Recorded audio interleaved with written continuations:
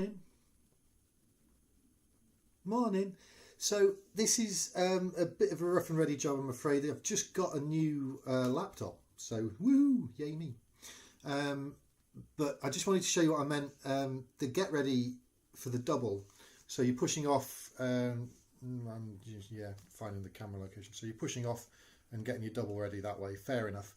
And it works. You know, you're much better at this stuff than me. Don't get me wrong. But if you can eliminate that, there's no telegraph of the fact that you've just done something funny, because the way you're doing it, you're doing your you know, I do like a false symbol, you're doing whatever it is that you do, and you know, great, and it's all very good,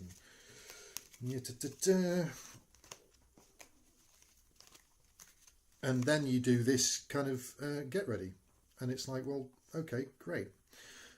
Something coming up then, and then you do the change, which is awesome, and it's a great change. And in fact, if you wouldn't mind letting me know the name of that change, because it's something I've been meaning to learn for donkey's years, it saved me doing that you know, paintbrush change that Jay Sankey does all the time. So yeah, if you could let me know what that is, that'd be brilliant.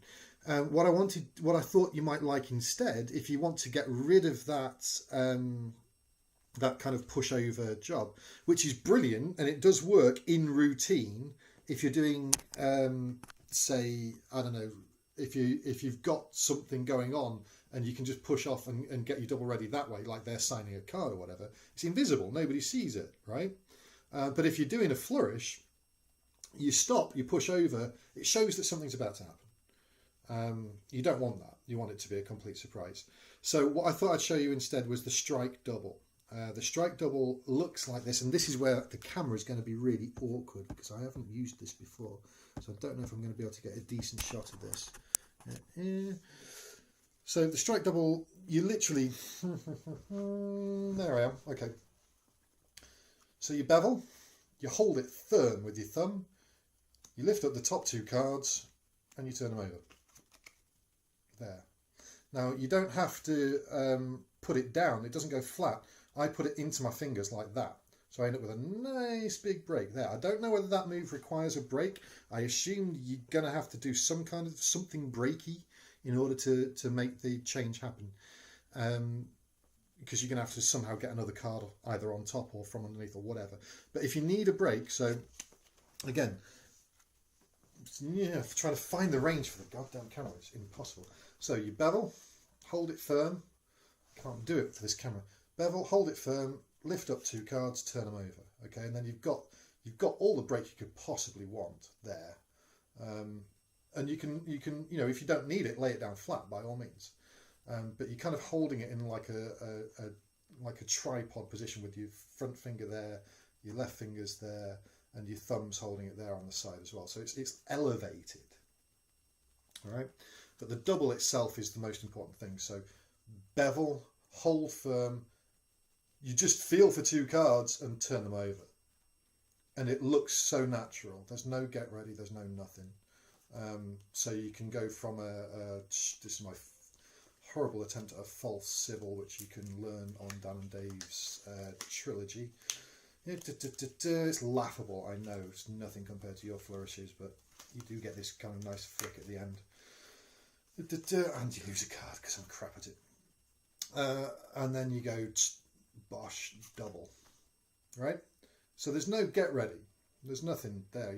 All that you've done is just turned a card over ostensibly. So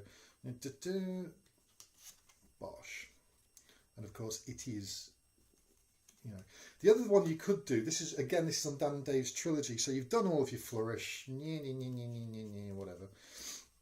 You could then do a double from the centre.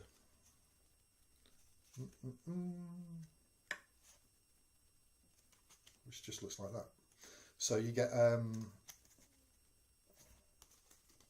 so you've done your flourish, you go down 1, 2, 3, say stop wherever you like. That's the excuse I make. You don't, it doesn't matter, the audience, the spectator doesn't have to say a damn thing. You can just do this for the sake of a flourish. But you say stop, yep, there, and while your hand's covered it, you just flick off two cards. So 1, 2, and then your long finger, your middle finger, that one, just rotates the card around this finger here. So it just goes, you just go, try and do it without interference. Zip. And it just swivels around that finger. Because your thumb's there up the side, it keeps it perfectly aligned. So you end up in this situation where you've got a beautiful, perfect double from the centre of the deck there.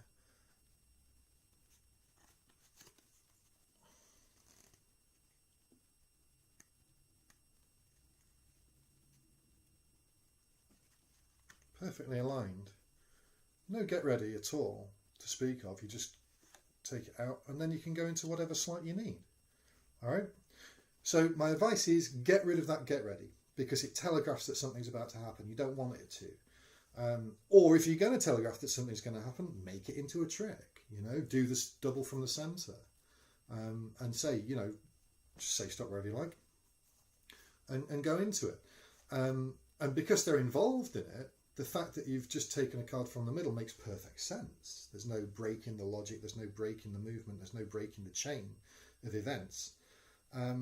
So either do the flourish, go straight into a strike double, which is really knacky and really difficult. I'll show you it again one more time. So just bevel, hold very firm, feel for the two cards and turn them over. All right. To start with, you'll go, that's impossible. Can't do it. Knowing you'll be able to do it straight away. And you'll go, because it's impossible. It's perfectly possible. Damn, it's a weirdo. And you'll have it down. Knowing you'll have it practiced perfect. You'll be turning them over every time. The other thing I would say, like I say, it's not the kind of thing you can rely on very much. I do, because I do it so often. It's my go-to double. It's the one I use all the time. But even so, I still miss it. So I still get the odd one where I go, oh damn, I've turned over one card by mistake. If you're in the middle of a flourish, though, that's no problem, because you just do some kind of flickery kind of nonsense, you know? You're just flourishing. Who cares? Doesn't matter. So you just carry on flourishing, you put it back in the middle. And while you're doing that, you've then got the time to do the push over, get ready if you want. You know, put it down and away you go. Or even, you know, you can just kind of tilt it and show it to come back to the top, whatever. My point is only this: the get ready is the only giveaway in that little flourish routine, and I know that you're too good for that.